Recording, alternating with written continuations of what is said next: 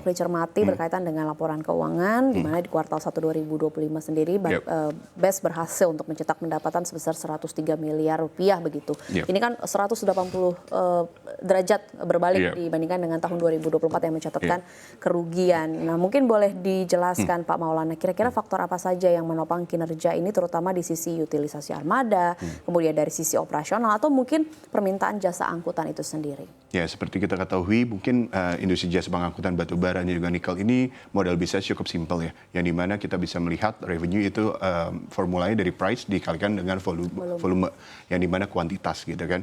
Di tahun 2024 bisa dibilang adalah tahun yang cukup challenging bagi perusahaan dan juga bagi perusahaan pertambangan pada umumnya. Khususnya ada dua. Yang pertama itu faktor eksternal itu sendiri, yang dimana eksternal dari perusahaan faktornya dari kepastian pemerintah waktu itu masalah RKAB rencana kerja dan juga anggaran biaya dari setiap tambang, baik di tambang batubara dan juga nikel, di mana pemerintah itu melakukan perubahan formula yang tadinya mungkin RKAB 1 tahun menjadi 3 tahunan. Hal itu menyebabkan jatuhnya seluruh perusahaan tambang itu delay di approve RKAB-nya. Jadi baru ada yang mulai produksi di Maret, April dan juga Juni.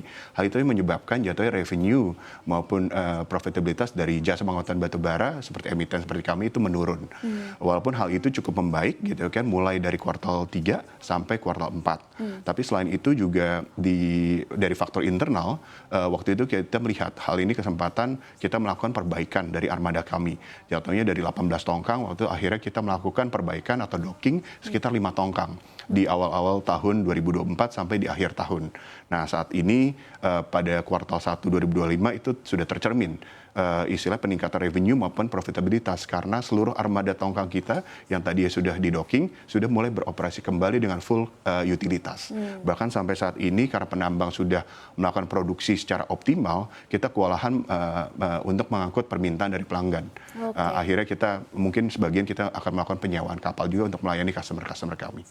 Ini menarik begitu, berarti untuk tahun 2025 prospek untuk operasional dari logistik tambang ini sendiri cukup baik begitu, bahkan tadi over capacity harus melakukan penyewaan armada. Kira-kira kalau dari perusahaan sendiri melihat demand yang cukup tinggi ini, apakah memang ada rencana ke depannya mungkin untuk jangka pendek juga untuk menambah armada terlebih dahulu? Ya, untuk menambah armada di manajemen dan juga shareholder kita masih mempertimbangkan karena itu adalah keputusan yang cukup jangka panjang. Karena dari segi perusahaan sendiri kita juga masih melihat sektor-sektor mana, angkutan mana yang cukup strategis, kurang lebih itu. Kita coba mempelajari sekarang untuk ekspansi melakukan pengangkutan nikel untuk mendorong hilirisasi dari pemerintah itu sendiri. Dari 18 kita baru mengalokasikan sekarang 2 armada di nikel. Dan sekarang karena RKAB nikel sudah di-approve gitu kan, kebanyakan penambang untuk 3 tahun ke depan permintaannya juga besar. Ada kemungkinan perusahaan juga akan melakukan penambahan armada, tapi kita lagi lihat juga nih sektor mana yang sangat menjanjikan secara jangka panjang, batu bara kah, nikel, ataupun kita juga lagi lihat sektor energi yang lainnya.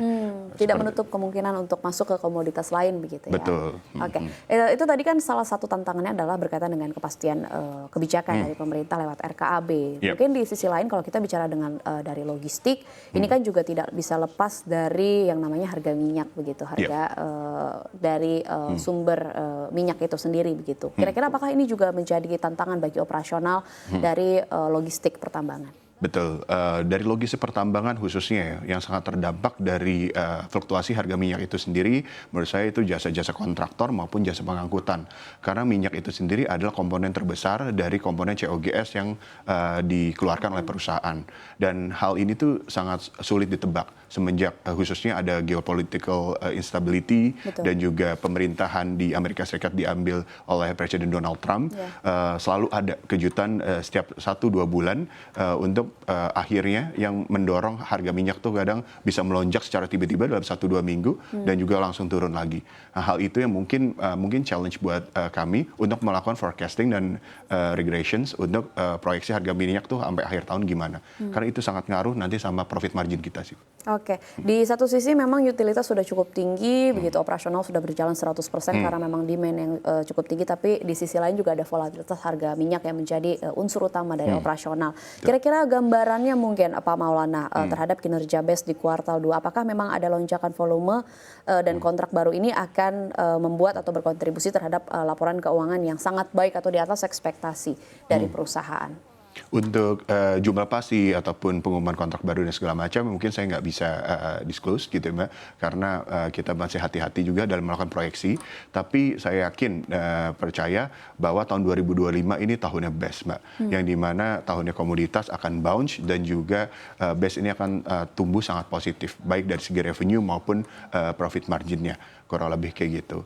Lagi-lagi salah satu faktornya karena sudah ada kepastian daripada setiap penambang batu bara, nikel dan juga lainnya untuk melakukan produksi selama 3 tahun ke depan. Dan ini pasti akan jauh lebih bagus dibanding tahun 2024. Oke. Ini untuk mempertegas, berarti di sisa tahun 2025 ini memang karena ada kepastian RRKAB dari pemerintah, ini bisa dipastikan bahwa memang diselimuti optimisme begitu ya, kalau kita bicara berkaitan dengan net margin, net profit margin, kemudian dari margin usaha sendiri, bahwa bisa dipastikan memang tahun 2025 akan lebih baik dari tahun-tahun sebelumnya. Betul. Khususnya dibanding tahun 2024 ya, yaitu ada tahun yang cukup challenging buat kita, tahun 2025 ini sangat optimis lah. Apalagi mungkin kalau boleh saya menyambung, kami percaya gitu di pemerintahan yang baru gitu, Presiden Pak Prabowo itu bisa mendorong gitu kan untuk pertumbuhan ekonomi untuk bisa mencapai di 8% itu sendiri. Dan banyak mungkin perubahan kebijakan dari Kementerian SDM, mungkin dari Pak Menteri Bahlil Lahadalia yang terus untuk mendorong gitu kan ketahanan energi. Baik itu mungkin dari peningkatan lifting oil and gas maupun hal-hal inovasi yang akan dilakukan pada industri batubara dan nikel. Dan saya percaya dan optimis hal itu bakal mendorong yang pro industri dan akhirnya bisa mendorong pertumbuhan BES itu sendiri. Dan mungkin ada badan-badan baru yang mungkin Mbak juga tahu yang misalnya bisa mendorong kelangsungan industri itu sendiri lebih bagus gitu kan.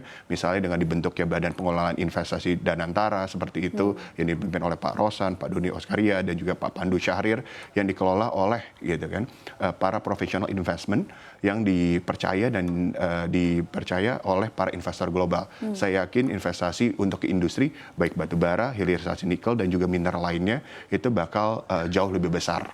Dan saya yakin hal itu bakal mendorong pertumbuhan di sektor energi maupun logistik dan infrastruktur dan akan mendorong pertumbuhan BES di tahun 2025 dan 2026 seterusnya. Oke.